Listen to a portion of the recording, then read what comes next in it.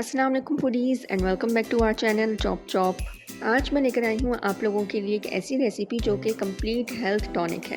ये रेसिपी ना सिर्फ आपकी गट हेल्थ को इम्प्रूव करेगी बल्कि आपकी स्किन और हेयर कंडीशंस को भी बेहतर बनाएगी। इस रेसिपी में इस्तेमाल होने वाला मेथी दाना आपको जोड़ों के दर्द से भी राहत देगा और साथ साथ ब्लड शुगर लेवल को भी रेगुलेट करेगा। तो चलें without further ado let's start making methi dana laddu. इस रेसिपी के लिए मैं 150 ग्राम मेथी दाना ले रही हूँ।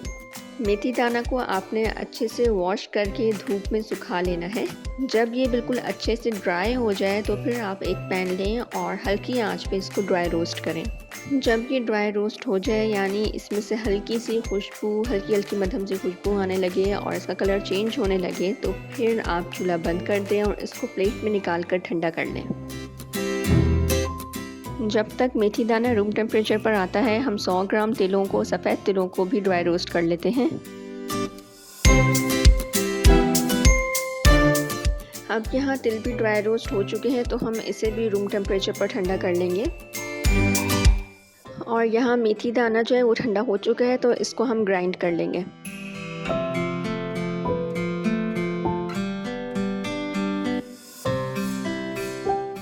इसको हमने पल्सेस में ग्राइंड करना है ताकि ये दरदरा सा रहे। ये देखिए ये इस तरह से दानेदार सा हो जाएगा और इसी तरह हम बाकी सारे मेथी दाना को भी ग्राइंड कर लेंगे। फिर इसमें 500 ml यानी आधा लीटर दूध शामिल कर दें और इसको साथ साथ मिक्स करते जाएं ताकि लम्प्स ना बने। थोड़ा सा डालें फिर मिक्स करें और इसी तरह इसमें सारा 500 ml पोर कर दें और फिर इसको ढक के कवर करके रख दें फॉर 8 आवर्स। अच्छा जी, मेरे पास दूध जो है वो बॉयल था और रूम टेम्परेचर पर था। इसी टेम्परेचर पर आपने जो है इसको मेथी दाना के पाउडर में शामिल कर देना है और कवर कर देना है। अब हम ड्राई फ्रूट्स को रोस्ट करने वाले हैं जिसके लिए हमें टोटल 400 ग्राम तक का देसी घी चाहिए होगा। इस रेसिपी के लिए मैं यहाँ पे ले रही हूँ 200 ग्राम बादाम। 4 से 5 मिनट पकाएं और फिर इसमें अखरोट शामिल कर दें 100 ग्राम, काजू 150 ग्राम। Mix and cook for another 4 minutes.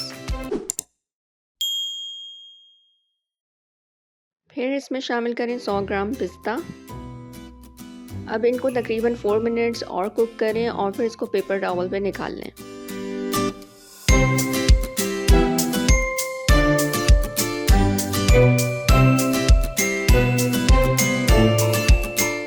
अब इसी पैन में 2 टेबलस्पून घी शामिल करें और इसमें सीड्स को रोस्ट करेंगे। यहाँ मैं ले रही हूँ 150 ग्राम चार मगज़ और 150 ग्राम कद्दू के बीज। बस 4 से 5 मिनट में ये भी फ्राई हो जाएंगे और फिर आप इसको भी उसी तश्तरी में निकाल लें जिसमें आपने बाकी के ड्राई फ्रूट्स निकाले हैं।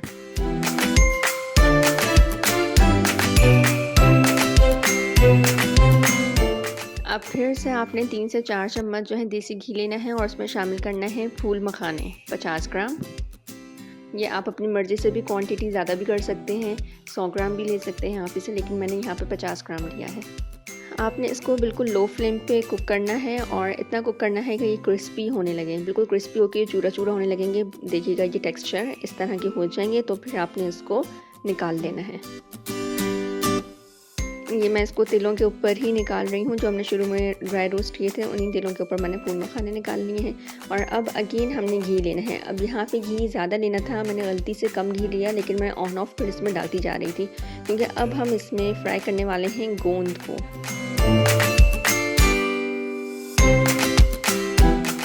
गोंद को भी इतना फ्राई करना होता है कि वो फूल जाए, फूल कर क्रिस्पी हो जाए। ठीक है, अभी मैं इसका आपको टेक्सचर दिखाती हूँ कि आगे चल के इसका क्या होने वाला है।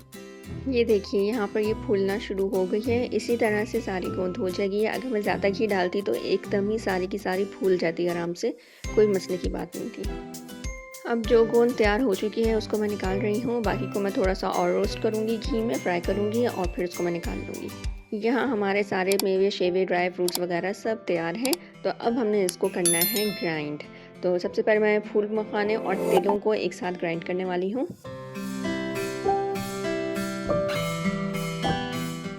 आपने इसको भी पल्सेस में ग्राइंड करना है, यानी कि ग्राइंड करें पॉज करें, फिर ग्राइंड करें फिर पॉज करें, तो इस तरह से दरदरा सा पिस जाएगा और पाउडर फॉर्म में रहेगा और चिपकेगा नहीं एक दूसरे के साथ, ऑयल रिलीज़ नहीं करेगा। ठीक है, यही तरीका होता है खुश्क चीज़ को ग्राइंड करने का। अब बाकी के भी ड्राई फ्रूट्स को मैं ग्राइंड करके इसी बोल में शामिल कर दूँगी।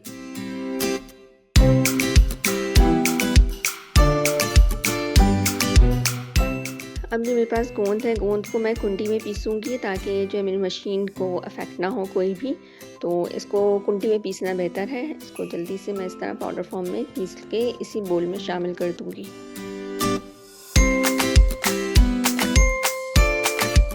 अब हम इसमें कुछ मसाले ग्राइंड करके शामिल करने वाले हैं, जिसमें है सूंठ 1 टीस्पून, साबुत काली मिर्च ½ टेबल स्पून, सौंफ 1 टेबल स्पून और छोटी इलायची पाउडर ½ टेबल स्पून। मेथी दानों को सोख हुए 8 घंटे हो चुके हैं, तो अब एक कढ़ाई में मैंने लिया है 4 टेबल स्पून ऑफ देसी घी और इसमें शामिल करूँगी सोख किया हुआ मेथी दाना।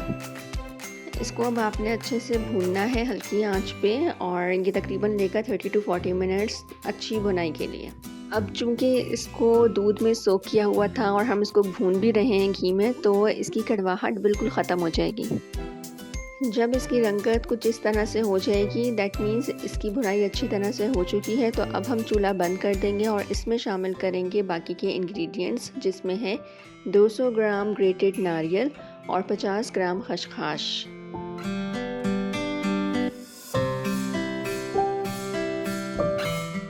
मिक्स करें और फिर इसमें शामिल कर दें 50 ग्राम किशमिश। आप ज़्यादा भी डाल सकते हैं, अगर आप किशमिश ज़्यादा डाल रहे हैं तो आपने चीनी की क्वांटिटी कम रखनी है। अब चूँकि मैं इसमें चीनी ज़्यादा रख रही हूँ, इसलिए मैंने किशमिश की क्वांटिटी कम रखी है। मैं यहाँ 300 ग्राम शुगर शामिल कर रही हूँ। इस शुगर को मैंने पीस लिया था, ये घर की जो नॉर्मल दानेदार चीनी होती है उसी को मैंने पीस के ग्राइंड करके इसमें शामिल कर दिया है। आप इसके अलावा आइसिंग शुगर भी ले सकते हैं, वो भी शामिल कर सकते हैं। चीनी की मिकदार आप अपने हिसाब से रख सकते हैं। अगर आप डायबिटिक हैं तो यकीनन आपको चीनी मज़ीद कम डालनी है, चीनी का कम से कम इस्तेमाल करना है। अब इसमें मैं शामिल कर रही हूँ ग्राइंड किए हुए ड्राई फ्रूट्स, जो मैंने बोल में निकाल के रखे थे। उसमें से हाफ़ मिक्सचर मैंने इसमें शामिल कर दिया है और बाकी का हाफ़ मैं स्टोर कर लूँगी। आप भी इसी तरह कर सकते हैं कि ड्राई फ्रूट्स को एक ही साथ रोस्ट करके उसको ग्राइंड करके एक मिक्सचर बना के रख लें, स्टोर कर लें, और अपनी सर्दियों की जो भी रेसिपीज़ हों जिसमें आपने ड्राई फ्रूट्स डालने होते हैं उसमें शामिल करते जाएं। मैंने बाकी का ड्राई फ्रूट जो है दाल का हलवा बनाया था उसमें शामिल किया था। अगर आप दाल के हलवे की रेसिपी देखना चाहते हैं तो मैं उसका लिंक यहाँ पर शेयर कर देती हूँ, आप ज़रूर देखिएगा और इन्जॉय करिएगा। अच्छा, यहाँ मैंने जो मसाला रेडी किया था सौंफ, सूंठ और इन सब चीज़ों का, तो वो भी मैं शामिल कर चुकी हूँ, लेकिन वो क्लिप मुझसे मिस हो गया।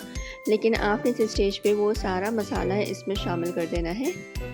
अच्छे से मिक्स करें और फिर जब ये नीम गर्म हो, ज़्यादा गर्म ना लग रहा हो, तो फिर आप इस तरह से इसकी बॉल्स बनाना शुरू कर दें। आपने बिल्कुल ठंडा करके इसको बॉल्स नहीं बनानी, वरना बॉल्स नहीं बनेंगी, वो टूटेंगी। हल्का हल्का गर्म होगा, आपने तभी बॉल्स बनानी है और इसको इस तरह से आपने रखते जाना है। मैं उम्मीद करती हूँ आज की रेसिपी आपको ज़रूर पसंद आई होगी। ये रेसिपी ना सिर्फ विंटर डिलाइट है, बल्कि ये सर्दियों में आपकी बहुत सी प्रॉब्लम्स को सॉल्व भी करता है, जिसमें है हेयर फॉल, जोड़ों में दर्द, इन्फ्लेमेशन, सूजन, थकन, इन सब को भी ये दूर करेगा और आपको हशाश बशाश और एक्टिव और तवाना रखेगा। इस रेसिपी को आजमाइए और मुझे कमेंट्स में बताइए कि आपको ये रेसिपी कैसे लगी और इससे आपको कितना फ़ायदा हासिल हुआ। Stay tuned for more delicious and healthy recipes. Until next time, happy cooking.